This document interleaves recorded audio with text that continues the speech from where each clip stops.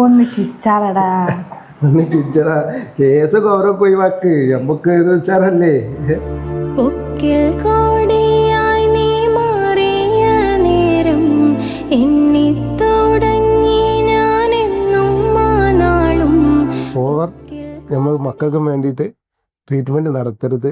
2-3 കൊല്ലം കാണിക്കുക, അതിനുശേഷം ഇങ്ങനത്തെ എന്തെങ്കിലും ട്രീറ്റ്മെന്റ് ചെയ്യുന്നതാണ് നല്ലത്. എന്തായാലും പൈസ ചിലവാണ്. പണ്ടത്തെ പോലെ അല്ലല്ലോ, ഇപ്പൊ എന്തെല്ലാമൊക്കെ നല്ല രീതിയിലെ ട്രീറ്റ്മെന്റും കാര്യങ്ങളൊക്കെ അല്ലേ. 14 വർഷം നമ്മൾ വേസ്റ്റ് ആക്കി വെറുതെ. കുറെ മരുന്ന് അടിച്ച്, കുറെ തടിയും കാര്യങ്ങളും വേദനകളൊക്കെ വന്നു. ഇപ്പോൾ അന്നേ ഇതിനെപ്പറ്റി നല്ലപോലെ അറിയാനെങ്കിൽ നമ്മളെ എന്നോ ചെയ്തു പോയേനു. ഇപ്പോഴാണ് ഇതിനെ പറ്റിയിട്ട് നല്ലൊരിത് കിട്ടിയത്.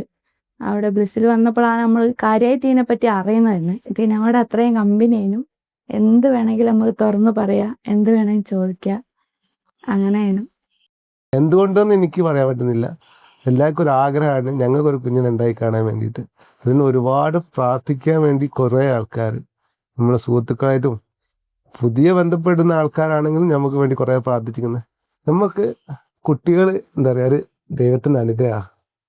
അതാർക്കും പഠിച്ചോന് ഈ ഒരു രീതി കൊടുക്കരുത് എന്നാണ് എൻ്റെ ഒരു ആഗ്രഹം.